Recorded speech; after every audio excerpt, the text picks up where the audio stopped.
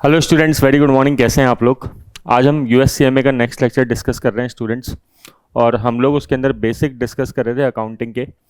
सबसे जो important topic हमने लास्ट क्लास में लिया था, आपको ध्यान होगा, हमने डिस्कस किया था रेवेन्यू एक्सपेंडिचर और कैपिटल एक्सपेंडिचर में डिफरेंस है ना।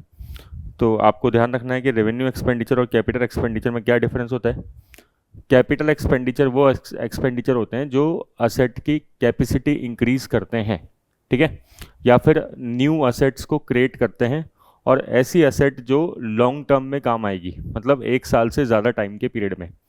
बट रेवेन्यू एक्सपेंडिचर एक तो असेट्स की कैपेसिटी को जस्ट मेंटेन करने के लिए जो खर्चे होते हैं वो अपने रेवेन्यू एक्सपेंडिचर होते हैं। और ये एक्सपेंडिचर जनरली जो है बार बार होते हैं, रैकरिंग नेचर के होते हैं, जैसे सैलरी, इंटरेस्ट, है ना, रेंट, इंश्योरेंस का एक्सपेंडिचर। ये सारे एक्सपेंडिचर आपको क्या देखेंगे, रेवेन्यू एक्सपेंडिचर में देखने को मिलेंगे। कैपिटल एक्सपेंडिचर कभी कभार होते हैं, ठीक है ना, बहुत ही रेयर होते हैं, 2-4 साल के अंदर एक बार होंगे, ठीक है। ये भी आप ऐसे भी ले सकते हो। सर फिर फ़र्क क्या पड़ेगा? रेवेन्यू एक्सपेंडिचर जो है वो पी&एल के आइटम है, और कैपिटल एक्सपेंडिचर जो है वो बैलेंस शीट के आइटम है। कभी भी ध्यान रखना कि अपन को गलती नहीं करनी है। अगर अगर अपन गलती करते हैं तो ऐसी एरर को बोलते हैं एरर ऑफ प्रिंसिपल, कि हमने अकाउंटिंग प्रिंसिपल्स में गलती कर दी है ना। अकाउंटिंग के कुछ प्रिंसिपल्स होते हैं, जैसे प्रूडेंस भी एक अकाउंट्स का बहुत इंपॉर्टेंट प्रिंसिपल होता है, मैचिंग कॉन्सेप्ट होता है जैसे, तो ये सब चीज़ें होती है, ठीक है। आज हम जो डिस्कस करेंगे स्टूडेंट्स, अब अपना फाइनल अकाउंट्स तक आ गए हैं हम।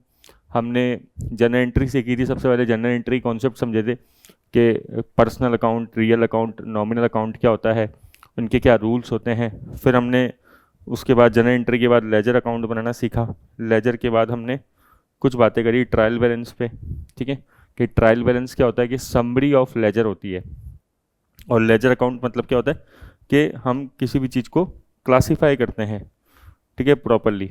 जनरल एंट्री के अंदर एक दिक्कत ये थी कि सारी जनरल एंट्री किस बेसिस पे होती है, क्रोनोलॉजिकल ऑर्डर में होती है, क्रोनोलॉजिकल ऑर्डर में होती है। तो सबसे इम्पॉर्टेंट स्टूडेंट यही बात है कि आप चीज़ों को रिवाइज कर रहे हैं क्या रेगुलर बेसिस। अगर रिवीजन कर रहे हैं तो बहुत अच्छी बात है, क्योंकि बिना रिवीजन के ना चीज़ें बहुत मुश्किल हो जाएगी और सब एक साथ आ जाएगी। अभी तो जो है हम बिल्कुल बेसिक बेसिक पढ़ रहे हैं, फिर एकदम से तेज़ी से जो है मतलब बड़े टॉपिक से स्टार्ट हो जाएंगे, तो फिर आपको लगेगा कि ये क्या बॉम्बार्डमेंट हो रहा है। तो इसलिए ना आप हमेशा जो है नेक्स्ट क्लास को पढ़ने से पहले, है ना, पुराना जो है उसको अच्छे से रिवाइज कर लीजिए, 2-3 बार पढ़ लीजिए। चाहे 1-2 दिन लेट हो जाए कोई दिक्कत नहीं है, लेकिन पढ़ना डेली है। सबसे इम्पोर्टेंट वही स्टूडेंट आगे बढ़ेगा जो कंसिस्टेंसी रखेगा, डिसिप्लिन रखेगा, ठीक है ना। जैसे मैंने बोला कई बार कि मोटिवेशन जो होता है वो टेम्परेरी होता है, लेकिन डिसिप्लिन जो होता है वो परमानेंट होता है। हालांकि मोटिवेशन भी काम में आता है, ठीक है ना, बिना मोटिवेशन के डिसिप्लिन भी वर्क नहीं करेगा। लेकिन हाँ, डिसिप्लिन अपने लाइफ में बहुत इंपॉर्टेंट है, और साथ में डेली की डेली आपको पढ़ना है, कंसिस्टेंसी रखनी है। जो कॉलेज गोइंग स्टूडेंट है उनको कंसिस्टेंसी की बहुत ज़्यादा नीड है ना। वो ऐसा नहीं कि भाई आज इधर चले गए उधर चले गए, सोशल मीडिया पे बहुत ज़्यादा टाइम ख़राब कर दिया, वो सब नहीं करना है। या कई लोग वीडियो गेम्स खेलते हैं, बहुत लॉन्ग लॉन्ग टाइम तक वीडियो गेम खेलते हैं, या कई लोग वेब सीरीज़ देखते हैं, तो वो सब नहीं, ठीक है ना। उन सब का टाइम आएगा, बाद में आएगा आराम से, ठीक है ना। और वो भी एक एक चीज़, वो भी हर चीज़ जो है लिमिट के साथ ठीक लगेगी। तो अब अपन स्टार्ट करते हैं क्या, अब अपन आज जो अपना मेन टॉपिक स्टार्ट कर रहे हैं क्या है वो, आज अपन फाइनल अकाउंट्स के बारे में बात करेंगे। फाइनल अकाउंट्स बहुत ही इंपॉर्टेंट टॉपिक है, और सबसे पहले हम लोग जो फाइनल अकाउंट्स में सीखेंगे वो आज सीखेंगे पी&एल कैसे बनाते हैं, ठीक है।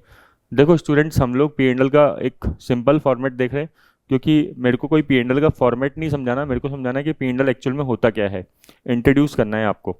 वैसे जो नया फॉर्मेट है ना, वो मेरे को याद है, बिल्कुल इक्वली याद है, कोई दिक्कत नहीं है, लेकिन फिर भी मैं आपको जो है बिल्कुल सिंपल तरीके से बताऊंगा। पहले पी&एल क्या होता है टी शेप के अंदर, ठीक है।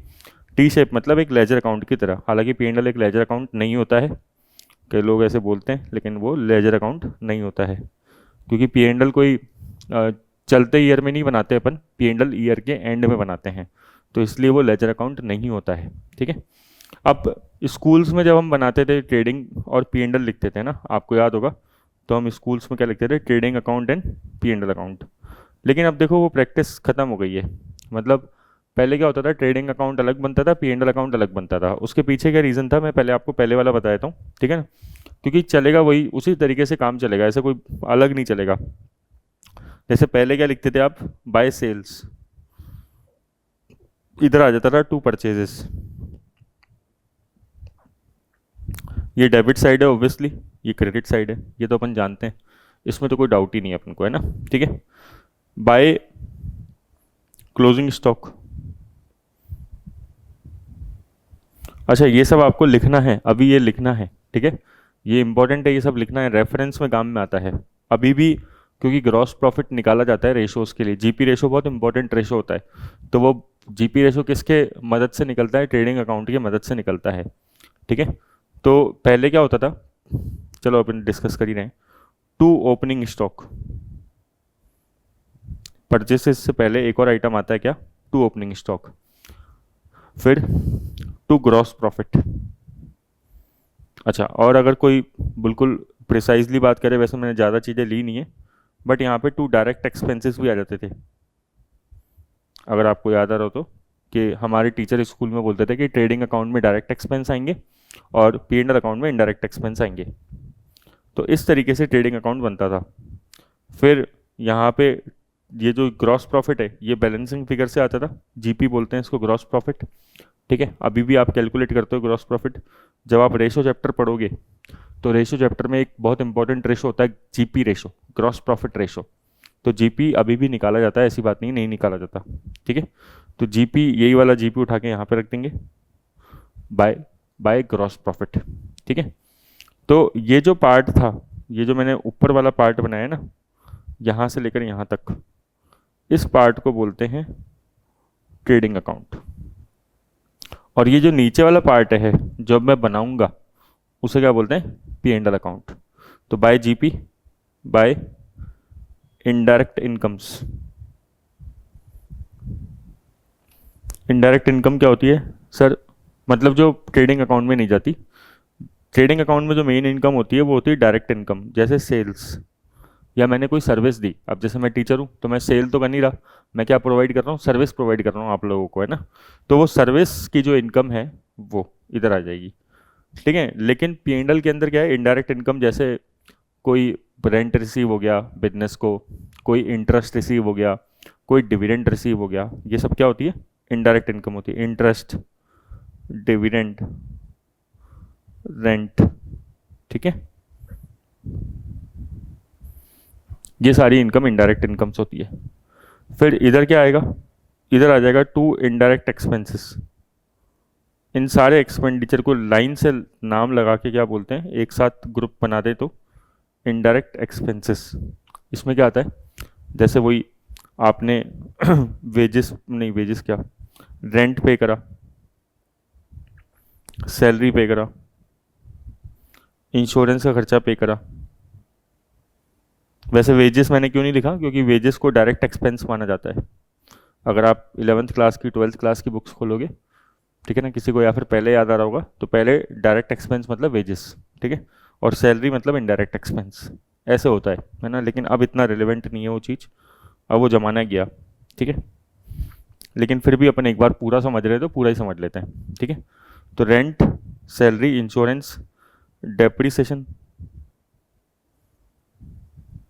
डेप्रिसिएशन कौन से असेट पे लगता है, टेंजिबल असेट्स पे, जैसे plant and machinery, furniture, building. Land पे डेप्रिसिएशन नहीं लगता, मैंने बताया नहीं रीज़न, क्योंकि मैंने अभी डेप्रिसिएशन पढ़ाया नहीं अलग से, ठीक है। और डेप्रिसिएशन लगता है जैसे कोई आपके कोई भी असेट हो गई जो लॉन्ग टर्म आपके बिजनेस में यूज़ में आ रही है, ठीक है, टेंजिबल होनी चाहिए। तो ये सब इनडायरेक्ट एक्सपेंस होते हैं। और क्या हो सकता है इसमें, और आ सकता है जैसे आप अमोर्टाइजेशन। अमोर्टाइजेशन क्या होता है सर, सेम होता है डेप्रिसिएशन की तरह, बस डेप्रिसिएशन जो है टेंजिबल असेट्स पे होता है, अमोर्टाइजेशन इनटेंजिबल असेट्स पे होता है। जैसे patent, copyright, license, franchisee, trademark, इन सब पे क्या होता है, अमोर्टाइजेशन होता है। ऐसे ही एक और वर्ड होता है डिप्लीशन। डिप्लीशन मतलब ये जो आपकी नेचुरल असेट्स होती है, जैसे आपके पास कोई ऑयल का वेल है, तेल का कुआं है, ठीक है, या फिर आपके पास कोई माइन है जिसमें से आप कोई ओर निकाल रहे हो, मिनरल ओर निकाल रहे हो, ठीक है, you are mining something like oil, क्या बोलते हैं उसको, क्या होता है वो, जो आयरन ओर, ठीक है, आयरन ओर हो गया, कॉपर ओर हो गया, ठीक है, बहुत सारी माइंस होती है, तो वो उन सारी एसेट्स पे जो लगता है, क्योंकि ये एसेट्स क्या है, नेचुरल होती है ना, ठीक है, तो डिप्लीशन बोलते हैं इसको। और आपको पता है ये जो माइंस होती है, ये जितनी माइंस होती है, इन सबको कौन सी एसेट बोला जाता है? Wasting assets. आपसे कोई इंटरव्यू में पूछ ले कि माइंस कौन सी एसेट्स होती है, वेस्टिंग एसेट्स होती है, ठीक है, इनका नाम होता है बस वेस्टिंग एसेट्स। तो ऐसे करके जो भी खर्चे होते हैं वो आ जाते हैं, और लास्ट में क्या आ जाएगा यहाँ पे, टू नेट प्रॉफिट। अगर नेट लॉस होगा तो इस तरफ आ जाएगा बाय नेट लॉस। ये सिंपल सी एक पी एंड एल का फॉर्मेट होता है। अभी आजकल क्या होता है, मतलब आजकल क्या मतलब वैसे क्या देखने को मिलता है कि अब ये ट्रेडिंग और पी एंड एल को सेपरेट करके नहीं दिखाते, तो बस केवल ये ना जो जीपी वाला पोर्शन है उसको हटा देते हैं, ठीक है, मतलब ये जो जीपी आपने लिखा है इसको नहीं लिखते, ठीक है, ये ग्रॉस प्रॉफिट नहीं आता अलग से, और ये बीच में टोटल भी नहीं लगाते, ठीक है, तो ये बिल्कुल एकदम सिंपल फॉर्मेट में चलता रहता है, और ट्रेडिंग और पी एंड एल अब कंबाइंड बनता है, बस पी एंड एल लिख देते हैं, पी एंड एल अकाउंट, इसको क्या बोलते हैं, पी एंड एल अकाउंट। अब जैसे यूएस सीएमए या फिर एसीसीए में आप पढ़ोगे, या फिर अब सीए के अंदर भी क्या होता है सब जगहों पे, ये जो पी एंड एल अकाउंट, इस फॉर्मेट को जो हमने बनाया है इसे बोलते हैं हॉरिजॉन्टल फॉर्मेट। अब क्या होता है, ये फॉर्मेट चलना बंद हो गया, हॉरिजॉन्टल फॉर्मेट। क्यों बंद हो गया सर, और क्या आ गया इसकी जगह? इसकी जगह ना आपने सुना होगा, सबको पता होगा, वर्टिकल फॉर्मेट आ गया। वर्टिकल फॉर्मेट क्या बोलता है कि आप पी एंड एल इस तरीके से बनाओ, सीधे सीधे सीधे सीधे, अभी मैं लिखवा नहीं रहा फॉर्मेट क्या है वो, ठीक है, जैसे सेल्स है तो सेल दिखा दो, ठीक है, आपकी परचेजेज है तो परचेजेज दिखा दो, ऐसे ऐसे चलेगा। आप ऐसे फॉर्मेट चलता है। सर ऐसा क्यों बनाया? क्योंकि है ना, ये जो साइंस वाले बच्चे हैं ना, साइंस वाले आर्ट्स वाले जो लोग हैं, ये बोलते हैं कि ये डेबिट क्रेडिट जो है ना, ये हमें समझ में नहीं आता, डी आर क्री आर, डी आर और सी आर, ठीक है, और ये हॉरिजॉन्टल फॉर्मेट जो है ना, ये कॉमर्स वालों के लिए बायस्ड है, मतलब ये कॉमर्स वालों के लिए फेवर करता है, ठीक है, तो हमें ये चीज़ समझ में नहीं आती, तो ज़्यादा बेटर क्या है, आप बनाओ वर्टिकल फॉर्मेट। तो अब कंपनीज़ के जो शेयर होल्डर्स होते हैं या फाइनेंशियल यूज़र होते हैं वो तो कोई भी हो सकता है, ठीक है ना, तो अब इसलिए कौन सा फॉर्मेट बनाया जाता है, केवल केवल वर्टिकल फॉर्मेट बनाया जाता है। इसलिए मैं कह रहा हूँ कि याद रखना, कभी भी P and L ledger account नहीं होता। आधी जो जनता है, बहुत सारे स्टूडेंट इसको क्या मानते हैं, पी एंड एल एक लेजर अकाउंट है, जैसे नॉर्मली सारे अकाउंट होते हैं वैसे, क्योंकि डेबिट क्रेडिट तो आ ही रहा है, लेकिन नहीं, ये कोई लेजर अकाउंट नहीं होता है, ठीक है, क्लियर होगी बात? तो ये मोटा मोटा फॉर्मेट अपन को भी याद रखना है। हाँ, इस तरीके से अपन बनाते हैं, ठीक है। क्यों याद रखना है? क्योंकि अपने यूएस सीएमए में काम आएगा, लेकिन हाँ, यूएस सीएमए में अपन जो फॉर्मेट है वो कौन सा समझेंगे अपना, वो अपन वर्टिकल फॉर्मेट समझेंगे, ना कि हॉरिजॉन्टल फॉर्मेट। फिर इसके बाद क्या बनता है, इसके बाद बनती है बैलेंस शीट। वैसे बाद में समझेंगे, लेकिन बैलेंस शीट को अब जो नाम दिया जाता है वो क्या दिया जाता है, statement of financial position.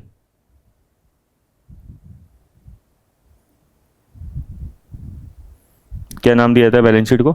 Statement of financial position. और अब मैंने ये लिख ही दिया है नाम, तो मैं बता देता हूँ, इसमें हम जो यूज़ करते हैं वो एज एट या एज ऑन यूज़ करते हैं, जो भी है। जैसे मान लो 31 दिसंबर 2027 की मैं बैलेंस शीट बना रहा हूँ, तो मैं क्या लिखूंगा, 31 दिसंबर 2027, ये लिखूंगा यहाँ पे, ठीक है। तो अब जैसे पी एंड एल है, तो पी एंड एल का नया नाम क्या हो गया, पी एंड एल को अब पी एंड एल ना बोलते हैं, पी एंड एल नहीं बोलते, कई लोग क्या बोलते हैं, मतलब ज़्यादातर जगहों पे क्या मिलेगा आपको, इनकम स्टेटमेंट, क्या बोलते हैं, इनकम स्टेटमेंट। और जो नए आईएफआरएस आए हैं, जैसे आईएफआरएस 18, तो आईएफआरएस मैंने अभी पहली बार नाम यूज़ किया है, बट हाँ, एक आईएफआरएस नाम से अकाउंटिंग स्टैंडर्ड्स होते हैं, वो जो यूज़ करते हैं वर्ड, वो यूज़ करते हैं, इनकम स्टेटमेंट भी यूज़ नहीं करते, वो वर्ड यूज़ करते हैं स्टेटमेंट ऑफ, एक सेकेंड,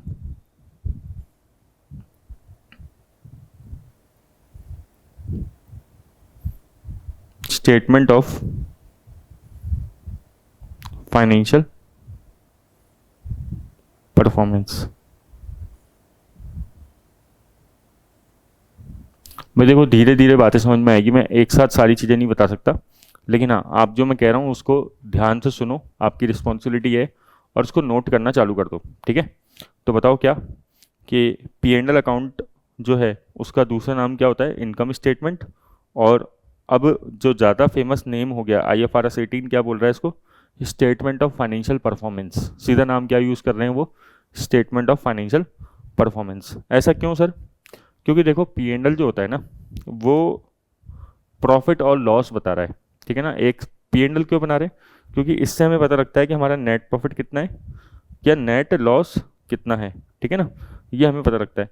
तो पी एंड एल क्या बता रहा है, एक तरीके से फाइनेंशियल परफॉर्मेंस बता रहा है। पी एंड एल क्या बता रहा है, फाइनेंशियल परफॉर्मेंस। लेकिन जो बैलेंस शीट है ना, बैलेंस शीट पढ़ेंगे कि बैलेंस शीट क्या बताती है, फाइनेंशियल पोजीशन बताती है। बैलेंस शीट बताती है कि आपकी असेट्स और लाइबिलिटी कितनी है। बैलेंस शीट क्या बताती है, आपकी असेट्स एंड लाइबिलिटीज कितनी है। जैसे अभी अपन एक बार फॉर्मेट देखते हैं सिंपल तरीके से कि इसका क्या फॉर्मेट होता है। पहले मतलब आप स्कूल लेवल पे क्या फॉर्मेट पढ़ते थे वो देखते हैं, ठीक है ना। आप सिंपल क्या लिखते थे, कैपिटल लिखते थे। अच्छा, बैलेंस शीट में कभी भी डेबिट क्रेडिट नहीं होता, गलती मत करना कभी भी। बैलेंस शीट में लाइबिलिटीज होती है और दूसरी तरफ क्या होती है, असेट्स। ऑब्वियसली ये कॉलम अमाउंट के होते हैं, ये भी कॉलम किसका है, अमाउंट का है। तो पहले सबसे पहले बैलेंस शीट के अंदर क्या आता है बताओ, कैपिटल आती है। कैपिटल के बाद जो लाइबिलिटी आती है उसे बोलते हैं करंट नहीं, लॉन्ग टर्म लाइबिलिटीज या नॉन करंट लाइबिलिटीज। क्या बोलते हैं इसको, नॉन करंट लाइबिलिटीज। जैसे क्या आता है इसमें नॉन करंट लाइबिलिटी में, इसमें आते हैं डिबेंचर्स, बॉन्ड्स, कोई लोन हुआ वो, ये सब चीज़ें आती है, ठीक है। अच्छा, फिर एक होती है करंट लाइबिलिटीज।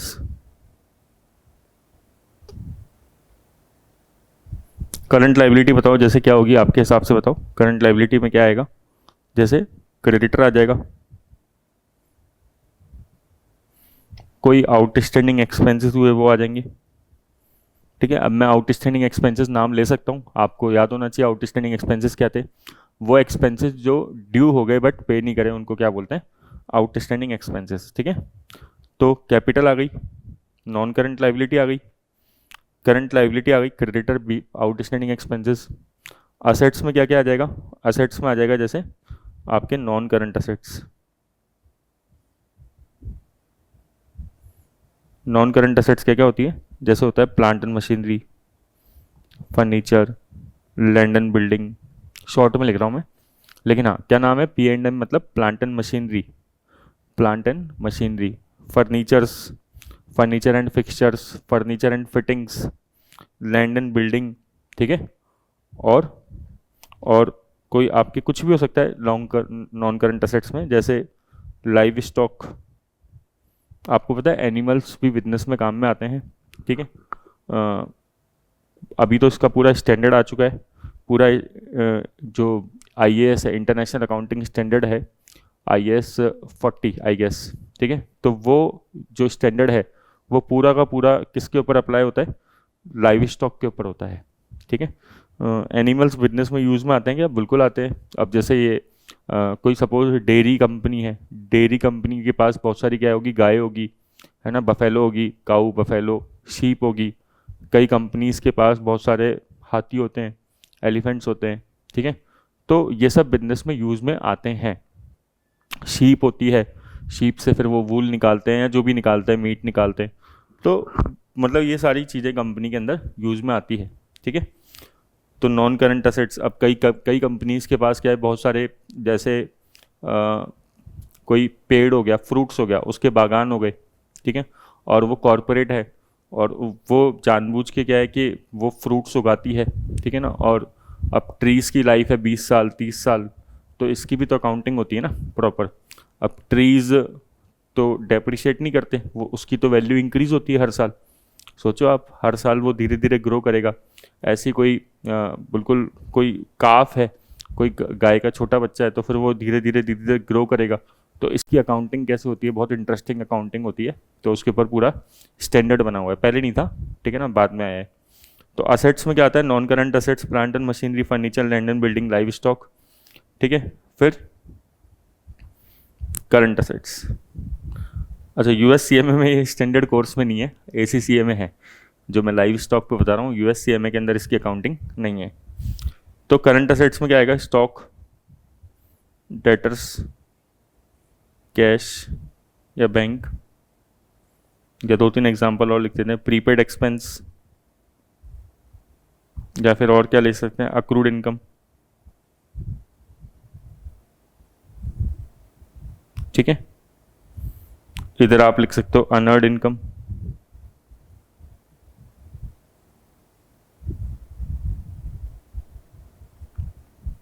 आप ध्यान से देखोगे तो मैंने ये देखो, अच्छा टिक लगा दो अमाउंट के अंदर। आप ध्यान से देखोगे तो प्रीपेड एक्सपेंस और अक्रूड इनकम करंट असेट्स है, और आउटस्टैंडिंग एक्सपेंस और अनअर्न्ड इनकम जो है वो करंट लाइबिलिटी है। याद आ रहा होगा, अपन ने डिस्कस किया था। और करंट लाइबिलिटी होती क्या है, वो लाइबिलिटी जो विद इन 1 ईयर पे करनी पड़ती है। नॉन करंट लाइबिलिटी क्या होती है, वो लाइबिलिटी जो 1 साल से ज़्यादा टाइम पीरियड में पे करनी पड़ती है। अब जैसे डिबेंचर हो गया, तो डिबेंचर वैसे अपन ने डिस्कस नहीं करे अभी, लेकिन डिबेंचर जो होते हैं वो 1 साल से ज़्यादा टाइम लेते हैं। ऐसी बॉन्ड्स हो गया, ऐसी लोन्स है, या अदर कोई लाइबिलिटी है वो,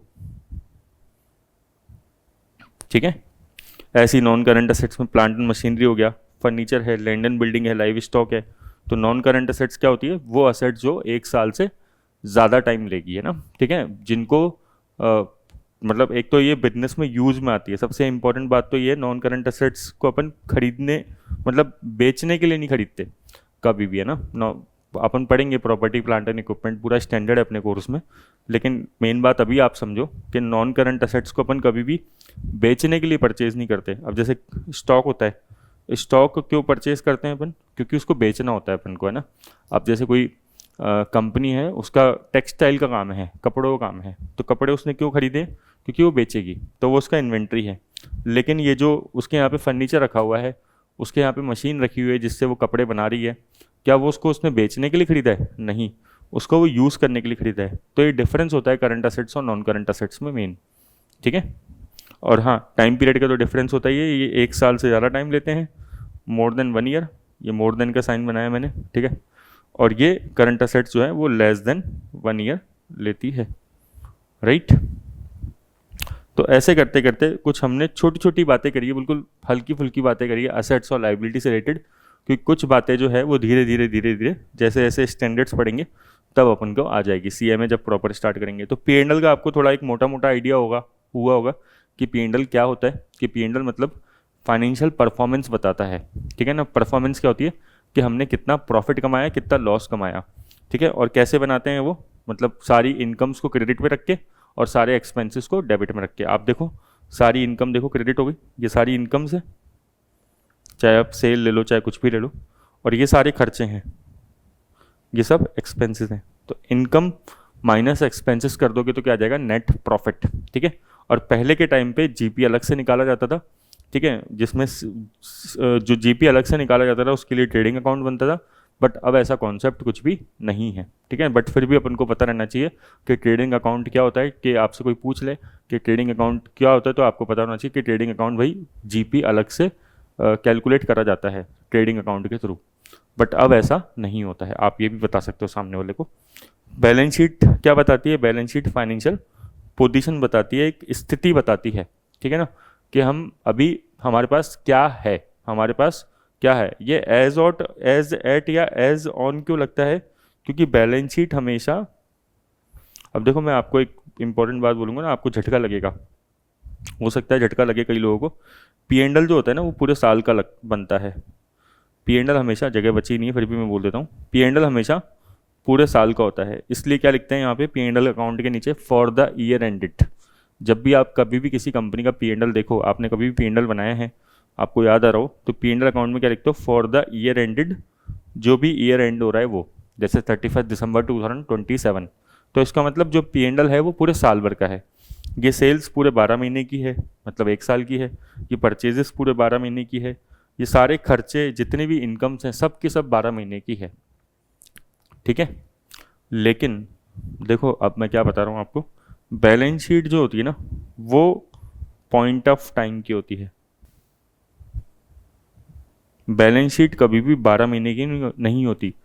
अगर आप किससे आपसे कोई पूछे कि बैलेंस शीट 1 साल की होती है क्या, तो आप बोला नहीं भाई, गलत फहमी में मत रहो। बैलेंस शीट हमेशा क्या होती है, पॉइंट ऑफ टाइम की होती है। देखो तभी तो मैंने यहाँ पे क्या लिख रहा हूँ, एज एट या एज ऑन, और ये मैं अपनी मर्जी से नहीं लिख रहा।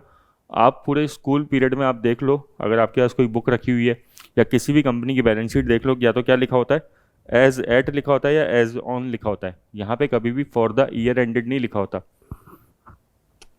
इसका मतलब समझ रहे हो आप कि बैलेंस शीट कभी भी पूरे साल भर की नहीं बनती है। थोड़ा अजीब सा लग रहा हो कई लोगों को, भाई ये जो असेट्स और लाइबिलिटी है ना, जो भी हम ये लिख रहे हैं, ये पर्टिकुलरली एक दिन की है कि 31 दिसंबर, सपोज हमने 31 दिसंबर 2027 की बैलेंस शीट बना रहे हैं, तो ये 31 दिसंबर 2027 की पिक्चर प्रेजेंट कर रही है हमें। क्या पिक्चर प्रेजेंट कर रही है कि 31 दिसंबर 2027 को हमारी कितनी एसेट्स थी, हमारी कितनी लाइबिलिटी थी 31 दिसंबर 2027 को। इसीलिए बैलेंस शीट क्या होता है, पोजिशनल स्टेटमेंट होता है। इसलिए बैलेंस शीट क्या होता है, पोजिशनल स्टेटमेंट। मतलब अब ये जैसे plant and machinery, furniture, land and building, live stock, ये पूरे 1 साल का नहीं है, ये एक दिन का है। अगर 31 दिसंबर 2027 के पास 27 को आपके पास प्लांट एंड मशीनरी थी, है ना, तो ही बैलेंस शीट में आएगी। अगर आपने, हो सकता है कि आपने प्लांट एंड मशीनरी पूरे साल भर मैनेज करी हो, रखी हो, आपके पास रखी थी प्लांट एंड मशीनरी, लेकिन 31 दिसंबर से एक दिन पहले, मान लो 30 दिसंबर को आपने बेच दी थी, तो क्या प्लांट एंड मशीनरी इस बैलेंस शीट में आएगी? क्या नहीं आएगी। कुछ बात समझ में आ रही है क्या, कि बैलेंस शीट एक दिन की होती है और एक दिन की पोजीशन बताती है। आप बैलेंस शीट को, मैं आपको अगर आपके घर के हिसाब से एग्जांपल दूँ, अपने घर के हिसाब से अगर अपन बात करें, तो आज हमारे घर में सपोज कितनी की असेट्स और लाइबिलिटी है, वो हम पता लगा रहे हैं बैलेंस शीट के थ्रू। जैसे हमारे पास क्या है, कुछ हमारा घर है, सबसे पहली बात तो जिसमें हम रह रहे हैं, तो उसकी एक वैल्यू है। सपोज मान लेते हैं, ऐसे ही एग्जांपल ले लेते हैं, उसकी वैल्यू 2 करोड़ रुपए है, 2 करोड़ है। तो हमारी जो बिल्डिंग है या घर है, उसकी वैल्यू 2 करोड़ आ गई। तो वो 2 करोड़ की वैल्यू एक दिन की निकली है, पूरे साल भर की निकली है? एक दिन की निकली है ऑब्वियसली। 31 दिसंबर 2027 को भाई कितने की वैल्यू थी? उस दिन हमारे पास मान लो गोल्ड था, है ना, हमारे बैंक में लॉकर्स में रखा हुआ था या कहीं पे भी था, तो वो कितने का था 31 दिसंबर 2027 को? हमारे पास शेयर्स थे, हमारे पास SIP है, ठीक है ना, हमारे पास जो भी चीज़ें हैं, इंश्योरेंस प्लान वगैरह, वो सारी की सारी असेट्स जो है 31 दिसंबर 2027 की है। ऐसे ही लाइबिलिटीज़ में बात करें तो हमारे पास 31 दिसंबर 2027 को एक हाउसिंग लोन चल रहा है, एक कार लोन चल रहा है, एक क्रेडिट कार्ड पे लोन चल रहा है हमारा, ऐसे 10 तरह के लोन चल रहे हैं। तो वो सारी हमने क्या लिख दी, लाइबिलिटीज़ लिख दी। ठीक है, तो ये असेट्स और लाइबिलिटी ध्यान रखना, हमेशा एक दिन की निकालते हैं अपन लोग, पूरे साल भर की नहीं बनाते। इसीलिए ना, इसीलिए P&L के आगे और बैलेंस शीट के आगे कई लोग ऐसे बोलते हैं कि P&L एक तरीके से वीडियो बनाने जैसा है और बैलेंस शीट एक तरीके से फ़ोटो खींचने जैसी है। समझ में आया क्या मतलब है? कि P&L में तो वीडियो बना रहे हैं अपन, कि 1 साल, मतलब जैसे अपन वीडियो बनाते हैं ना, तो एक पर्टिकुलर टाइम तक का वीडियो बनता है। 10 सेकंड का वीडियो बनाया, 10 मिनट का वीडियो बनाया, 5 मिनट का वीडियो बनाया। तो अपन ने P&L बनाया तो कितने देर का वीडियो बनाया? पूरा 1 साल का वीडियो बनाया, कि 1 साल में कितने एक्सपेंसेस हुए, कितने इनकम्स हुए। लेकिन जब अपन ने बैलेंस शीट बनाई, तो बैलेंस शीट कब की बनाई? 31 दिसंबर की। एक फ़ोटो खींची कि 31 दिसंबर को हमारे पास असेट्स और लाइबिलिटीज़ कितनी है बताओ, ये हमने चेक कर लिया। समझ में आया क्या? तो ये हमने डिस्कस किया क्या, बैलेंस शीट के बारे में। तो बैलेंस शीट में ध्यान रखना, असेट्स और लाइबिलिटीज़ आती है, हाँ ऊपर कैपिटल आती है। कैपिटल क्या होती है? जो हमने स्टार्टिंग में, जो मतलब हमने जो कैपिटल बिजनेस में इंट्रोड्यूस करी थी, जो इन्वेस्टमेंट किया था, हाँ उसमें नेट प्रॉफिट जुड़ जाता है। जो नेट प्रॉफिट होता है वो आपको स्कूल्स के टाइम पे अगर याद हो, तो हम लोग नेट प्रॉफिट ऐड कर लेते थे इस कैपिटल के अंदर। लेकिन कंपनीज़ के केस में नहीं करते ऐड, तो वो धीरे धीरे समझेंगे क्या कॉन्सेप्ट है, क्यों ऐड करते हैं नेट प्रॉफिट को, और अब क्यों नहीं करते कंपनीज़ के केस में, क्यों नहीं करते। वैसे उसका सिंपल रीज़न ये होता है कि कंपनीज़ के केस में जो कैपिटल होती है वो कैपिटल नहीं होती, शेयर कैपिटल होती है। तो शेयर कैपिटल को छेड़ा नहीं जाता, और जो प्रॉफिट होता है अलग से लिख दिया जाता है P&L के नाम से, ठीक है। लेकिन जो प्रोप्राइटरशिप फर्म होती है, पार्टनरशिप फर्म होती है, उसमें जो प्रॉफिट होता है वो कैपिटल के अंदर जुड़ जाता है। कई लोगों को मेरी बात एकदम से समझ में नहीं आई होगी, मैंने क्या बोला वापस रिपीट कर देता हूँ, ठीक है ना। वैसे तो धीरे धीरे समझेंगे। प्रोप्राइटरशिप फर्म में आप जब 11th क्लास में थे, 11th क्लास याद करो आप, है ना, 11th या 12th अगर याद आ रही हो तो, हम लोग जब भी कैपिटल निकालते थे कैसे निकालते थे, ओपनिंग कैपिटल, प्रोप्राइटरशिप फर्म की बात कर रहा हूँ मैं, कि बैलेंस शीट में कैपिटल का अमाउंट कितना जाएगा, पहले कैपिटल कितनी थी प्लस उसमें नेट प्रॉफिट ऐड कर दो, लेस कर दो अगर नेट प्रॉफिट है तो वो, इसमें से अगर ड्राइंग्स है तो लेस कर दो, और एडिशनल कैपिटल है तो ऐड कर दो। ये हमारा स्कूल का बचपन था, और ये बैलेंस शीट में क्या पहुंच जाएगी, क्लोजिंग कैपिटल। हालांकि इसके अलावा भी एक दो आइटम और होते हैं, but interest on capital, interest on drawing, उतना जाने की जरूरत नहीं है। ये क्लोजिंग कैपिटल आ गई है ना। लेकिन अपन जब भी कंपनी के अकाउंट बनाते हैं तो ये सब चीज़ें नहीं होती, कुछ भी नहीं होता इनमें से। क्यों नहीं होता, क्योंकि कंपनी में कैपिटल नहीं होती, क्या होती है, शेयर कैपिटल। और शेयर कैपिटल की फेस वैल्यू लिखी जाती है। अब देखो थोड़ा सा आगे बढ़ जाऊंगा, वरना मैं ज़्यादा बेटर है कि अपन अभी नहीं समझते। कई लोगों को फिर ऐसा लगेगा फेस वैल्यू क्या होती है शेयर की, मार्केट वैल्यू क्या होती है, बुक वैल्यू क्या होती है, तो वो धीरे धीरे समझ में आ जाएगी, है ना। ठीक है, मैं एकदम से सारी चीज़ें नहीं बताना चाहता। बात तो देखो सब कुछ कर सकते हैं, लेकिन ओवरडोज हो जाए क्या मतलब है। ठीक है, तो धीरे धीरे चलने दो, जैसे चल रहा है हौले हौले चलता रहेगा। अभी क्या है कि मेरे को ऐसा कुछ नहीं है कि मैंने कोई टारगेट नहीं लिया कि मैं 100 घंटे के अंदर पूरा CMA का पार्ट 1 करा दूंगा, या 60 घंटे में कराऊंगा, 60 आवर्स में। क्योंकि देखो पढ़ाना मेरे को है, और ये सब कुछ जो है मैं ही करवा रहा हूँ आराम से, ना।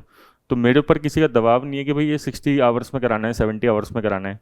अब जब कभी कोचिंग इंस्टीट्यूट में पढ़ाते हैं कोई भी टीचर, तो उनके पास फिक्स आवर्स होते हैं कि भाई इतने घंटे में पढ़ाना है।